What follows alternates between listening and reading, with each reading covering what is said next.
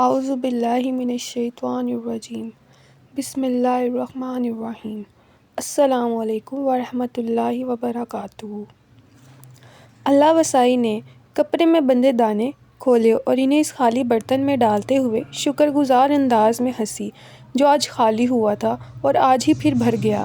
پھر وہ چھاچھ کے برتن سے پیالوں میں چھاچھ انڈیلنے لگی تھی۔ گاموں تب تک منہ ہاتھ دھو کے آگے آ گیا تھا۔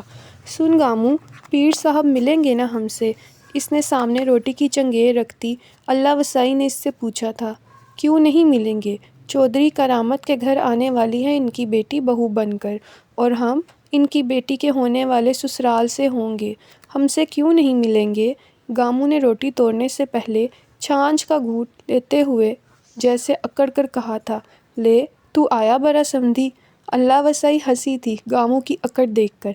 پیر صاحب بڑے نیک ہیں، بھلی لوگ، کوئی گدی نہیں ہے ان کی، کہتے ہیں ان کو دعا ہے کسی کی کہ فیض ملے لوگوں کو ان سے۔ گاموں روٹی کھاتے ہوئے جیسے اسے بتا رہا تھا، ہم جیسے پتہ نہیں کتنے آتے ہیں ان کے پاس اور وہ ہر ایک سے ملتے ہیں، کسی کو ٹکراتے نہیں ہیں، نہ نہیں کرتے۔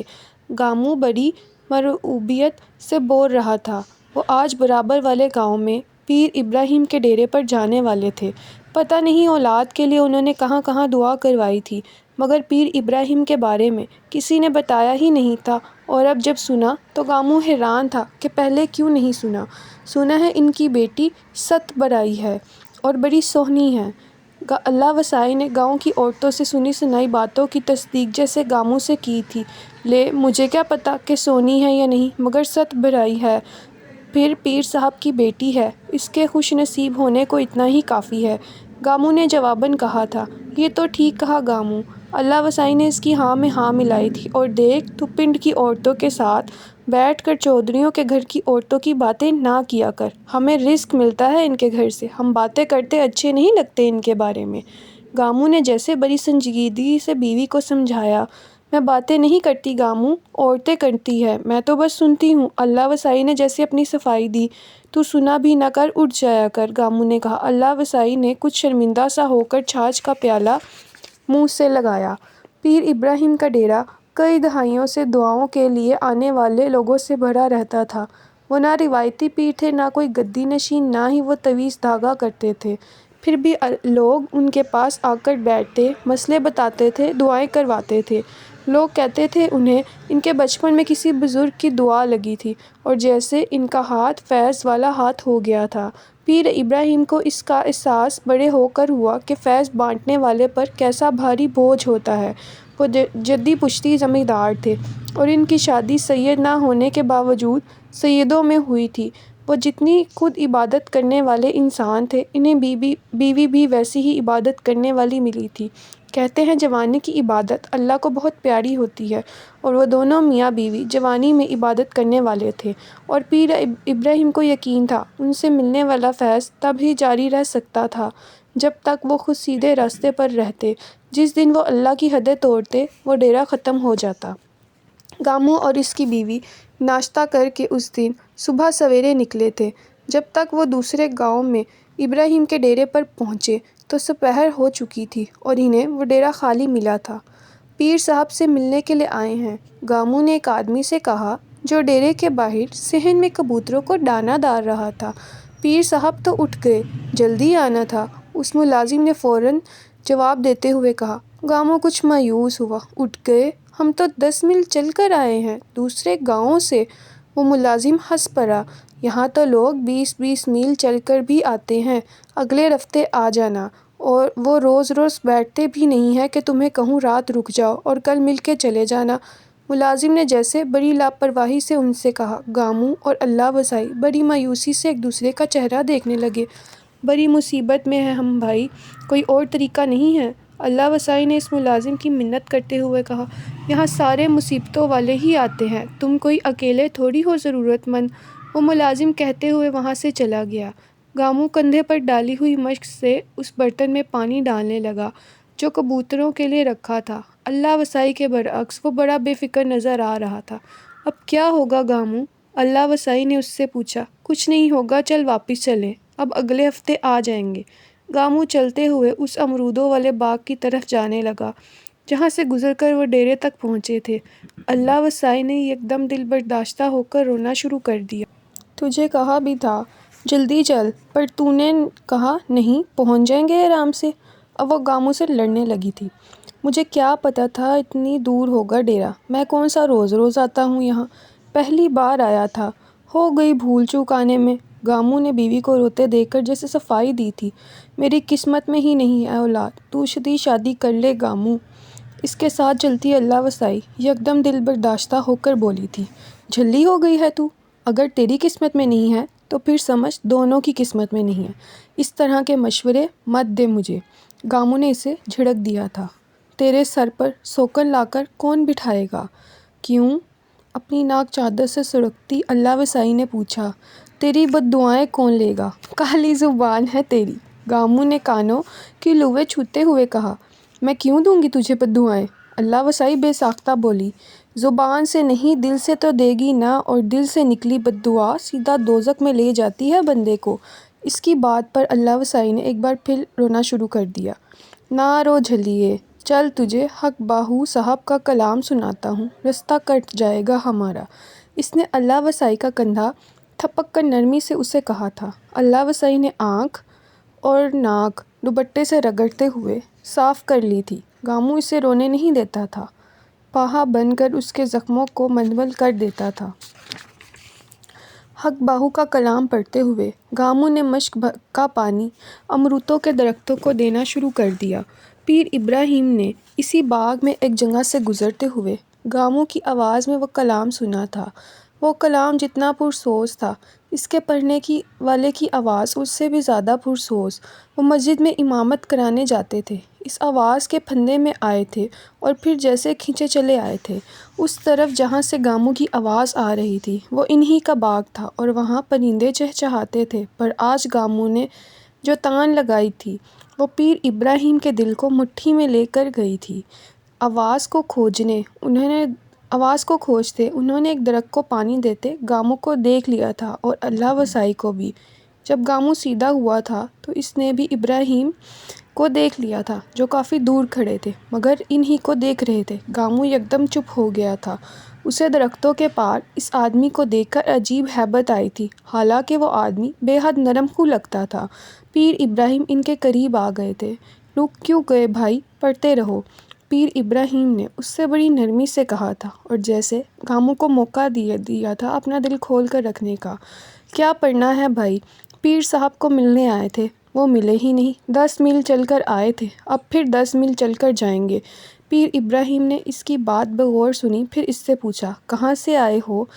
گامو اب ماشک کا باقی پانی دوسرے درختوں میں ڈالنے لگا تھا، جھوک جیون سے۔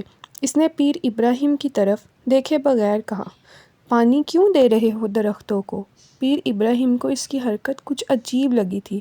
گامو ماشکی ہوں، پانی پلانا کام ہے میرا، پیر صاحب کے لیے اپنے کنویں کا میٹھا پانی لائے تھے، میری بس پانی جتنی اوقات تھی، پیر صاحب تو ملے نہیں، یہ سوکھے ہیں انہیں پلا رہا ہوں تاکہ پیر صاحب کو نہیں تو ان درختوں کو گامو ماشکی یاد رہ جائے۔ پیر ابراہیم اس کی بات پر مسکرائے، پھر آگے بڑھ کر انہوں نے دونوں ہاتھوں کی اوک بنا کر گامو سے کہا، لاؤ پلاؤ پانی تاکہ میں بھی یاد رکھوں تمہیں۔ گامو نے ان کی بات پر توجہ دیے بغیر مشک کا منہ بسم اللہ کہہ کر کھول کر پانی ابراہیم کے ہاتھوں کی اوک میں ڈالنا شروع کر دیا۔ پیر ابراہیم نے پانی کے چند گھونٹ لیے، پھر گیلے ہاتھ چہرے پر پھیرتے ہوئے کہا، میٹھا ہے تمہاری زبان کی طرح۔ اس سے پہلے کہ گامو کچھ کہتا، درختوں کے پیچھے سے 2 آدمی لپکتے ہوئے آئے تھے اور ان میں سے ایک نے پیر ابراہیم سے کہا، پیر صاحب یہ کیا کر رہے ہیں آپ؟ میں پیالے میں لا کر پلاتا ہوں آپ کو پانی۔ گامو ماشکی بے اختیار بتکا تھا اور اس نے ہراساں ہو کر پیر ابراہیم کو دیکھا جو اب پانی پی کر سیدھے کھڑے ہو رہے تھے۔ پیر ابراہیم صاحب ہیں آپ؟ اس نے ان سے پوچھا۔ پیر ابراہیم نے اس کی بجائے ان دونوں آدمیوں سے کہا، تم لوگ جاؤ، میں تھوڑی دیر میں آتا ہوں مسجد۔ دونوں آدمیوں نے احتراماً سر جھکایا اور برق رفتاری سے وہاں سے چلے گئے تھے۔ پیر صاحب ہمارے لیے دعا کر دیں، اللہ وسائی نے تتلاتے ہوئے پیر ابراہیم سے کہا تھا۔ پیر ابراہیم نے نظر اٹھا کر اسے دیکھے بغیر گاموں سے بڑی نرمی سے پوچھا، کیا پریشانی ہے؟ 10 سال ہو گئے ہیں پیر صاحب، اولاد نہیں ہے، گھر خالی ہے ہمارا، لوگ کہتے ہیں آپ سید ہیں، سیدوں کی دعا کبھی رد نہیں ہوتی۔ گاموں معاشقی کو رونا آ گیا تھا۔ پیر ابراہیم کے انداز اور آواز میں کچھ نہ کچھ ایسا تھا کہ اس کا دل چاہ رہا تھا کہ وہ ان سے لپٹ کر دہاڑے مار مار کر روئے۔ میں سید نہیں ہوں، میری بیوی سیدانی تھی، میں تو گنہگار ہوں، اللہ کا بندہ۔ پیر ابراہیم نے بے اختیار کہا تھا، آپ اپنے آپ کو گنہگار کہہ کر ہم کو گنہگار نہ کریں پیر صاحب، بس ہمارے حق میں دعا کر دیں۔ اللہ وسائی نے ہاتھ جوڑ کر کہا تھا۔ پیر ابراہیم یکدم خاموش ہو گئے تھے۔ ان پر جیسے کوئی عجیب سی کیفیت آنی شروع ہو گئی تھی۔ ان کا سرخ و سفید رنگ یکدم بہت سرخ ہونے لگا تھا اور چہرے پر پسینے کے قطرے نمودار ہو گئے تھے۔ کچھ بھی کہے بغیر انہوں نے اپنی ہاتھ کی کلائی سے لپٹا موتیے کا ہار اتارا اور اس کی گاموں کی کلائی پر پہنا دیا، جس سے وہ مشک کا منہ کھولتا تھا۔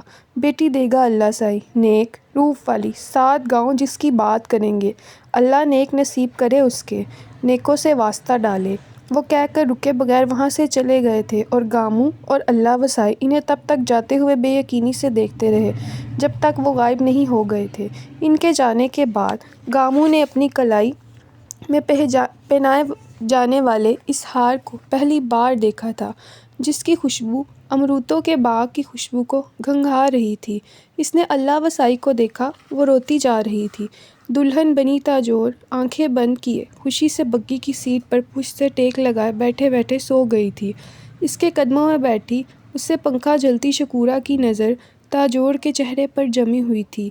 تاجور کو وہ روپ آیا تھا جو شکورہ نے کسی دلہن پر دیکھا تھا۔ اس کے چہرے سے شکورہ کی نظر ہٹتی تو اس کے قیمتی لباس اور گہنوں میں الجھ جاتی۔ اس کے جسم پر کپڑوں سے زیادہ زیور نمایاں تھا۔ کون سا گہنا تھا جو اس نے اس وقت نہیں پہن رکھا تھا؟ جھومر ٹیکے سے لے کر 9 لکھا ہار اور گلوبند تک، کنگھوں سے لے کر پنجہ پازیبوں تک، وہ سر تا پاؤں زیور سے لدی ہوئی تھی۔ شکورہ کی نظر الجھ جاتی، بھٹک جاتی۔ تاجور کی نیند نے جیسے اسے ایک موقع دے دیا تھا کہ اسے سر سے پیر تک جی بھر کر دیکھے۔ وہ تاجور ہی کی ہم عمر تھی اور ان کے گھر میں شروع سے تاجور کی خدمت گار تھی۔ وہ خدمت گار جسے اب تاجور کی شادی کے بعد اس کے ساتھ ہی بھیج دیا گیا تھا۔ شکورہ کچے پکے رستے پر چلتی اور جھٹکے پر ہلتی بگھی کے اندر بیٹھی اسے پنکھا جھل کر تھک چکی تھی۔ تاجور اسی کے کہنے پر چند لمحوں کے لیے آنکھیں بند کر کے اور سر ٹکا کے بیٹھی تھی، ورنہ اس کا خیال تھا اتنے جھٹکوں میں اسے نیند کہاں آنے والی تھی، مگر پتہ نہیں وہ کیسی تھکن تھی کہ بگھی کے اتنے جھٹکوں میں بھی کچھ دیر کے لیے تاجور کو اونگ آ گئی تھی، مگر پھر بگھی کا پہیہ کسی بڑے گڈھے میں گر کر نکلا تھا اور تاجور بھی جیسے اس جھٹکے سے گرنے لگی تھی جب شکورہ نے پھرتی سے اسے سنبھالا تھا۔ تاجور نے جیسے کرنٹ کھا کر آنکھیں کھولیں اور اپنی نیند سے بھری آنکھوں کے ساتھ شکورہ کو اور اس بگھی کو دیکھا اور پھر یکدم اسے یاد آیا تھا کہ آج بیاہ کر اپنے سسرال جا رہی تھی۔ پیر ابراہیم کی ناز و نام میں پلی بیٹی پرائی ہو گئی تھی۔ تاجور کا دل یکدم بھر آیا۔ وہ رخصتی کے وقت بھی روئی تھی اور پھوٹ پھوٹ کے روئی تھی۔ حالانکہ چوہدری کرامت پیر ابراہیم کا پرانا دوست تھا، پھر بھی تاجور کو غم تھا کہ وہ پردیس جا رہی تھی۔ نہ تاجور بی بی، اب نہ رونا۔ شکورہ نے اس کی آنکھوں میں ابھرتی نمی کو دیکھتے ہی لپک کر اسے وہ رومال پکڑایا تھا جس پر پھول کڑھے تھے۔ تاجور نے اسے تھام کر اپنی آنکھیں اس سے پوچھی تھیں۔ ابھی کتنا رستہ باقی ہے؟ اس نے شکورہ سے یوں پوچھا جیسے وہ بگھی چلا رہی ہو۔ پتہ نہیں تاجور بی بی، میں دیکھتی ہوں ذرا، شکورہ نے کہہ کر بگھی کی کھڑکی کا پردہ ہٹایا اور کھڑکی کو کھولنے کی کوشش کی۔ کھڑکی چند لمحوں میں ہی کھل گئی تھی۔ اس کے کھلتے ہی گرم لو کے کچھ تھپیڑے اندر آئے تھے۔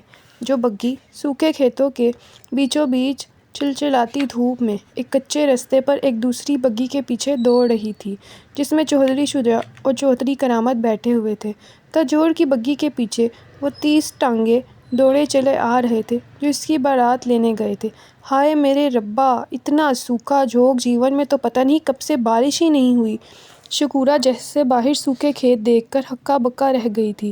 تاجور نے بھی کھلی کھڑکی سے ایک نظر باہر ڈالی تھی۔ پیر ابراہیم نے اسے بتایا تھا کہ چودھری کرامت کے گاؤں میں 3 سال سے بارش نہیں ہوئی، اور چودھری کرامت نے تاجور کا رشتہ بھی اسی امید اور آس پر لیا تھا کہ پیر ابراہیم کی بیٹی جس جگہ جائے گی خوشحالی لے کر آئے گی۔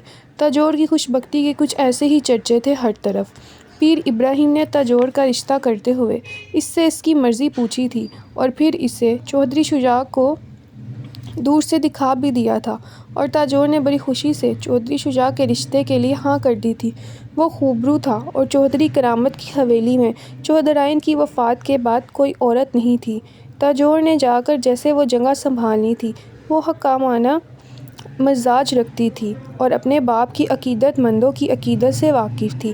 وہ اپنے حسن پر نازا تھی اور سخت بڑائی کے اعزاز پر بے حد مغرور۔ تاجور نے تھوڑ کبھی دیکھی ہی نہیں تھی، نہ روپ میں، نہ رنگ میں، نہ عزت میں، نہ پیار میں، نہ رزق میں، اور نہ ہی قدر میں۔ باپ اسے اس کی ماں کی وفات کے بعد اگر ہتھیلی کا چھالا بنا کر رکھتا تھا تو 7 بھائی اسے پلکوں پر اٹھائے پھرتے تھے۔ تاجور نے نہ کبھی سنی ہی نہیں تھی، اور ہاں کہنے کی اسے عادت نہیں تھی۔ بیٹا، شوہر کی عزت کرنا، اس کی پگڑی کا شملہ کبھی اپنے کسی کام کی وجہ سے نیچے نہ ہونے دینا، پیر ابراہیم نے اسے رخصت کرتے ہوئے کہا تھا، اور شاید کچھ اور بھی کہتے، مگر اس کے سسر نے آگے بڑھ کر انہیں روک دیا تھا۔ تمہاری بیٹی نہیں رہی اب ابراہیم، ہماری بیٹی ہو گئی ہے، اور میری بیٹی کو اتنی نصیحتیں مت کرو۔ وہ بچپن کے دوست تھے، ایک دوسرے سے اس طرح کی باتیں کر لیتے تھے، ورنہ پیر ابراہیم کے سامنے تو کوئی سر اٹھا کر بھی کھڑا نہیں ہوتا تھا۔ اس کو راج کروانے کے لیے لے جا رہا ہوں، حکم دینے کے لیے، حکم سننے کے لیے نہیں، انہوں نے کہہ کر بات ختم کر دی۔ پیر ابراہیم مسکرا کر رہ گئے تھے۔ تاجور کا سر کچھ اور اٹھ گیا تھا۔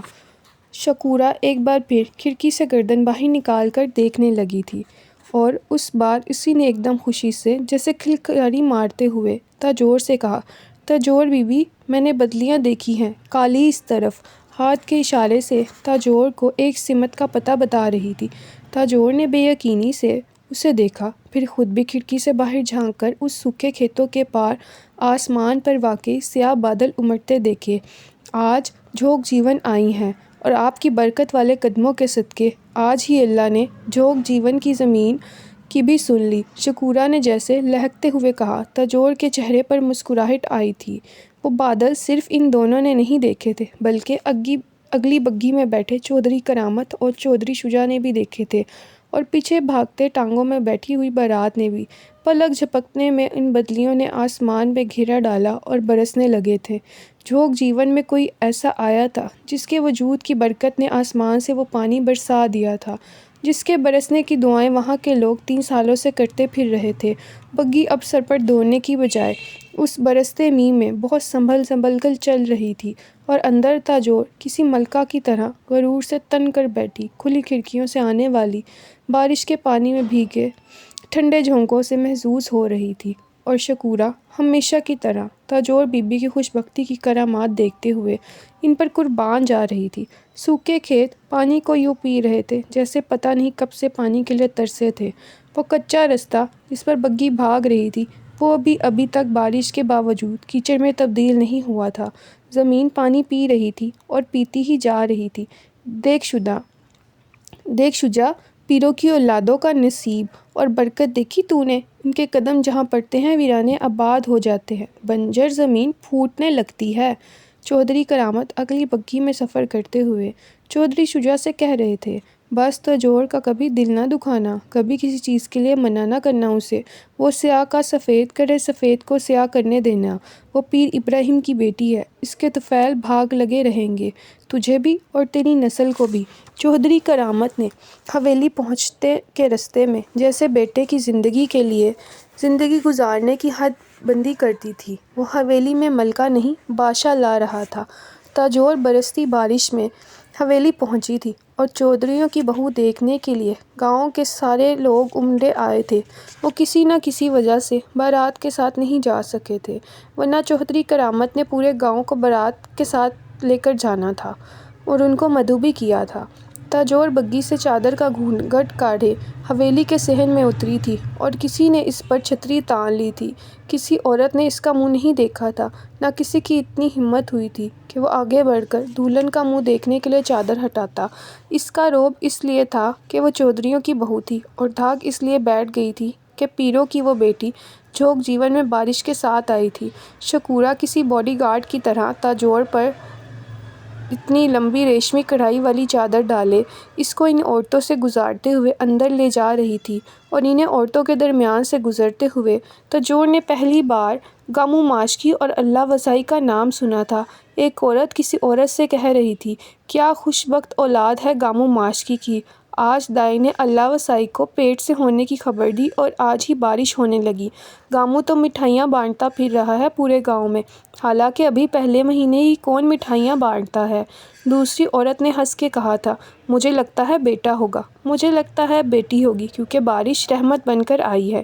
تاجور وہاں سے بھسم ہوتے ہوئے گزری تھی، پورا رستہ اپنی برکت اور بخت کی باتیں سنتی آئی تھی، اور یہاں کسی نے ایک لمحے میں کسی اور کو اس کے بخت اور برکت کے ہم پلہ کر دیا تھا، اور وہ بھی وہ جو بھی پیدا ہی نہیں ہوا تھا، بس ماں کے پیٹ میں آیا تھا۔ تاجور کا بس چلتا تو وہ ان عورتوں کو کھڑے کھڑے وہاں سے نکال دیتی، اور وہ بھی دھکے دے کے۔ وہ اس کے محل کے درباری تھے، کسی اور کے قصیدے کیسے پڑھ سکتے تھے؟ وہ آنے والا تاجور کے دل و دماغ پہ چپک کر بیٹھ گیا تھا۔ جھونک جیون میں چودھری کرامت اور چودھری شجاع کے بعد گامو، اللہ وسائی اور ان کے ہونے والا بچہ، وہ پہلے 3 لوگ تھے جن سے تاجور متعارف ہوئی تھی۔ وہ تعارف نہیں تھا، وہ تیر تھا جو اس کے سینے میں لگا تھا۔ کوئی اندر نہ آئے، میں آرام کروں گی۔ اپنے کمرے میں پہنچتے ہی تاجور نے شکورا سے سرگوشی میں کہا، ملکہ کو تخلیہ چاہیے تھا اس آگ کو بجھانے کے لیے جو چند جملوں نے ہی لگا دی تھی۔ یہ گامو کہاں ہے؟ کوئی اسے لائے، آ کر حق باہو کا کلام پڑھے۔ چودھری کرامت کو حویلی پہنچتے ہی گامو یاد آیا تھا، اور ساتھ ہی کسی نے انہیں گامو کے گھر اولاد کی خوشخبری کے بارے میں بھی بتایا تھا۔ چودھری کرامت دل سے خوش ہوا تھا، اور اس کا یہ یقین بھی پختہ ہوا تھا کہ اس کی بہو کے قدم پڑتے ہی صرف بارش نہیں آئی، بے اولادوں کی گودیں بھی ہری ہونے لگی تھی۔ بلاؤ گامو کو، مجھے کیوں اس نے سب سے پہلے یہ خبر نہیں دی؟ چودھری کرامت کے کہنے پر گامو کی ٹھنڈی یا مچی تھی، اور وہ چودھری کرامت کے سامنے آتے ہی اپنا رتبہ اور اوقات سب بھولتے ہوئے روتے ہوئے ان کے گلے لگ گیا تھا۔ چودھری کرامت اسے تھپکتے ہوئے نمناک ہو گیا۔ چل گامو، پڑھ حق باہو کا کلام، میرے بیٹے کی بارات آئی ہے اور تیرے گھر اولاد کی خوشی کی خبر آئی ہے، چل پڑھ اسی خوشی میں۔ چودھری کرامت نے اسے کہا تھا، اور ساتھ ہی اپنے ملازم کو کہا کہ گامو کے گھر آنے والی اس خوشخبری پر پورے گاؤں میں مٹھائی چودھریوں کی طرف سے بٹے گی۔ گامو جیسے چودھری کرامت کی اس عنایت پر اور مٹی ہو گیا تھا۔ نہ میں عالم، نہ میں فاضل، نہ میں مفتی، نہ میں قاضی ہوں، نہ دل میرا دوزخ منگے، نہ بہشتی راضی ہوں، نہ میں تیرے روزے رکھے، نہ میں پاک نمازی ہوں، باج وصال اللہ دے، باہو دنیا کوڑی بازی ہوں۔ اپنے اندر اپنے کمرے میں شربت پیتی تاجور گامو ماشکی کی آواز پر ٹھٹکی تھی۔ اس نے شکورا کو دیکھا جو اسی کی طرح بت بنے بیٹھی تھی۔ یہ کون ہے؟ گامو سانس لینے کے لیے رکا تو تاجور نے شکورا سے پوچھا۔ شکورا جلدی سے اٹھ کر باہر چلی گئی تھی۔ تاجور ایک بار پھر گامو ماشکی کو سننے لگی۔ شکورا واپس اندر آئی اور اس نے بتایا، گامو ماشکی ہے کوئی؟ تاجور بری طرح چونکی تھی۔ اس نے شکورا سے مزید سوال نہیں کیا تھا۔ وہ شربت پیتے ہوئے کلام سنتی رہی، اور شکورا بھی گم سم وہاں بیٹھی رہی۔ گامو ماشکی کی آواز بند ہو گئی تو شکورا نے اپنے بازو تاجور کے سامنے پھیلاتے ہوئے کہا، بی بی صاحبہ دیکھیے، میرے رونگٹے کھڑے ہو گئے اس آدمی کی آواز سن کر۔ تاجور نے ایک نظر شکورا کو دیکھا، پھر بے حد سرد آواز میں اس سے کہا، باہر بردان خانے میں سے کسی کے ہاتھ پیغام پہنچاؤ کہ وہاں سے کوئی آواز اندر زنان خانے میں نہیں پہنچنی چاہیے۔ جو مردان خانے بیٹھے آواز نیچی کر کے بیٹھے، ہم سیدوں کی اولاد ہیں، مردوں کی آوازوں سے بھی پردہ کرتے ہیں۔ شکورا تاجور کا چہرہ دیکھ کر رہ گئی، مگر کوئی سوال کیے بغیر برق رفتاری سے اٹھ کر ادھر کھڑی ہو گئی۔ تو کدھر جا رہی ہے اللہ وسائی؟ حویلی کی طرف سے آتی عورتوں میں سے ایک نے اللہ وسائی سے کہا، جو حویلی جانے والے رستے پر انہیں نظر آئی تھی، میں چودھریوں کی بہو دیکھنے جا رہی ہوں۔ برات میں نہیں جا سکے نا میں اور گاموں، میری طبیعت خراب تھی صبح سے، اب سنبھلی ہے تو آئی ہوں۔ اللہ وسائی نے کہا، ارے جا کر آرام کر، اس حالت میں اس طرح لوڑ لوڑ نہیں پھرتے۔ اور چودھریوں کی بہو نے گاؤں کی کسی عورت کو پاس بھی نہیں بھٹکنے دیا، کھوٹا کرے گی وقت خواہ جا کر۔ ایک عورت نے اسے منع کیا تھا، نہ میں تو ضرور جاؤں گی، گاموں ماشکی کی بیوی ہوں، مجھے کیسے انکار کریں گے چودھری صاحب۔ اللہ وسائی نے ان کی بات نظر انداز کرتے ہوئے قدم آگے بڑھا دیے تھے۔ موسلا دھار بارش اب ہلکی فوار میں تبدیل ہو گئی تھی، مگر پھر بھی حویلی پہنچتے پہنچتے اللہ وسائی کے کپڑے بھیگ چکے تھے۔ بڑی چودھرائن کے ہوتے ہوئے اللہ وسائی حویلی کا کام کاج کرنے اور دانے کے لیے آتی رہتی تھی، اسی لیے اسے حویلی کے ہر کمرے کا پتہ تھا۔ وہ شکورہ تھی جس نے بھیگے ہوئے کپڑوں والی اللہ وسائی کو روکا تھا۔ اللہ وسائی کے ہاتھوں میں موتیا کے پھولوں کی ٹوکری تھی۔ وہ اپنی چپل باہر والے برآمدے میں اتار کر اندر آئی تھی۔ کدھر آ رہی ہے تو؟ شکورہ نے اسے چودھری شجاع کے کمرے کے باہر جھڑکا اور اللہ وسائی کو برا لگا۔ میں گاموں ماشکی کی بیوی ہوں اللہ وسائی، بہو کی منہ دکھائی کے لیے آئی ہوں۔ اندر آئینے کے سامنے دوپٹہ تھپک کرتی تاجور باہر سے آتی آواز سن کر ساکت ہوئی تھی، تجھے بتایا نہیں کسی نے؟ بہو صاحب نہیں ملیں گی کسی سے، شکورہ نے اسی انداز میں اس سے کہا تھا۔ مجھ سے مل لیں گی، میں گاموں ماشکی کی بیوی ہوں، وہ ماشکی ہے سارے گاؤں کا، اسے کوئی انکار؟ شکورہ نے بے حد بدتمیزی سے اس کی بات کاٹی، تجھے ایک بار کہہ دیا نا بہو صاحبہ کسی سے نہیں ملیں گی۔ اور اس سے پہلے شکورہ کچھ کہتی، اندر سے تاجور نے آواز دی تھی، اسے اندر آنے دو۔ شکورہ بے یقینی سے کھڑی رہ گئی۔ اللہ وسائی نے بڑے تفاخر سے اسے دیکھا اور اس دروازے کی طرف بڑھ گئی جو شکورہ نے اس کے لیے کھولا تھا۔ اللہ وسائی کمرے میں جھجکتے ہوئے داخل ہوئی تھی۔ تاجور سامنے ہی کھڑی تھی اور اس پر پہلی نظر ڈالتے ہی اللہ وسائی فدا ہو گئی تھی، یا اللہ میری بیٹی کو بھی ایسا حسن دینا کہ جو دیکھے میری طرح دیکھتا ہی رہ جائے۔ اس کے اندر کہیں ایک خواہش پیدا ہوئی تھی۔ تاجور بھی اسے اسی طرح پلک جھپکائے بغیر دیکھ رہی تھی۔ اللہ وسائی آگے بڑھی تھی اور اس نے پھولوں کی ٹوکری تاجور کے قدموں میں رکھ کر اس کے مہندی رچے حسین پیر پکڑ کر رونا شروع کر دیا۔ ایک لمحے کے لیے تاجور حواس پاکتا ہوئی، پیر صاحب کی دعا سے 10 سال بعد آج گود بھری ہوئی ہے میری، انہوں نے دعا دی تھی مجھے کہ بیٹی ہوگی، اور میں آج ان کی بیٹی کے پیر دھونے آئی ہوں۔ اللہ وسائی نے روتے اور تتلاتے ہوئے تاجور کو بتایا، اور تاجور کے جلتے وجود پر جیسے پانی نہیں شبنم گری تھی، تو اس کی کوکھ میں آنے والی اولاد بھی اس کے باپ کی دعاؤں کے طفیل تھی، اور جس کی کوکھ کھڑی ہوئی تھی وہ احسان فراموش نہیں نکلی تھی، نہ ہی اپنی اوقات بھولی تھی۔ وہ وہیں آ کر بیٹھی تھی جہاں اس سے بیٹھنا چاہیے تھا۔ تاجور کی آگ نہیں بجھی، غصہ ٹھنڈا ہو گیا۔ چل اٹھ، پیر دھونے کی ضرورت نہیں ہے۔ اس نے اللہ وسائی کے ہاتھوں سے اپنے پیر چھڑوا لیے تھے۔ اللہ وسائی نے دوپٹے سے اپنے آنسو صاف کیے اور وہیں زمین پر بیٹھے موتیا کے پھولوں کے گجروں والی ٹوکری تاجور کی طرف بڑھا دی۔ ہماری اوقات یہی لانے کی ہے، پیر صاحب نے بھی میرے گاموں کو یہی پھول دیے تھے، میں بھی آپ کے لیے انہی پھولوں کا گجرا لائی ہوں، وہ تتلاتے ہوئے کہتی گئی تھی۔ تاجور نے ایک نظر ان پھولوں کو دیکھا، پھر اس نے کہا، ٹھیک ہے رکھ دے اسے وہاں، اور شکورہ کسی سے کہہ اسے پانی پلا دے۔ یہ جیسے اس بات کا اشارہ تھا کہ اللہ وسائی اب یہاں سے جائے۔ شکورہ، جی بی بی صاحبہ، کہہ کر اسے وہاں سے لے کر چل دی۔ تاجور فرش پر پڑی پھولوں کی اس ٹوکری کو دیکھتی رہی جس سے اٹھنے والی خوشبو نے لمحے میں اس کے پورے کمرے کو معطر کر دیا تھا۔ شکورہ کچھ دیر بعد اندر آئی اور اس نے آ کر ٹوکری اٹھاتے ہوئے کہا، یہ کہاں رکھوں؟ باہر پھینک دو۔ تاجور نے عجیب بے نیازی سے کہا۔ وہ اب سیج پر بیٹھنے کے لیے تیار ہو رہی تھی۔ شکورہ پھول لیے باہر آ گئی، مگر انہیں پھینکنے کی بجائے اس نے وہیں برآمدے میں انہیں دروازے کی چوکھٹ پر لٹکا دیا۔ موتیے کے گجرے وہاں لٹکے اب اپنی خوشبو ہر سو بکھیر رہے تھے۔ وہ چودھری شجاع تھا جس نے اندر آتے ہوئے موتیا کے ان خوبصورت گجروں کو دیکھا اور انہیں تاجور کی کلائی میں پہنانے کے لیے اتار لایا تھا، یہ سمجھتے ہوئے کہ وہ گجرے تاجور کے لیے اس کے باپ نے اپنے باغ سے چنوا کر بنوائے تھے۔ اس رات اپنی سیج پر موتیا کے ان گجروں کو پہنتے ہوئے تاجور کو ایک لمحے کے لیے بھی خیال نہیں آیا کہ وہ اللہ وسائی کے ہاتھوں کے بنے گجرے تھے۔ جنہیں اس نے اٹھا کر باہر پھینکوایا تھا، مگر جو چوہدری شجاع کے ہاتھوں اس کی کلائیوں میں آ کر لپٹ گئے تھے، اس کی سیج کی زینت بن گئے تھے۔ تاجور بی بی ایسی حسین ہے گاموں کہ ان سے نظر ہی نہیں ہٹتی۔ میں تو دیکھتی کی دیکھتی رہ گئی۔ اللہ وسائی نے اس شام گاموں کو تاجور کے بارے میں بڑے اشتیاق سے بتانا شروع کیا تھا۔ گاموں نے اسے ٹوک دیا، نہ اللہ وسائی، پیر صاحب کی بیٹی کے حسن کے بارے میں کسی غیر محرم سے بات نہ کر۔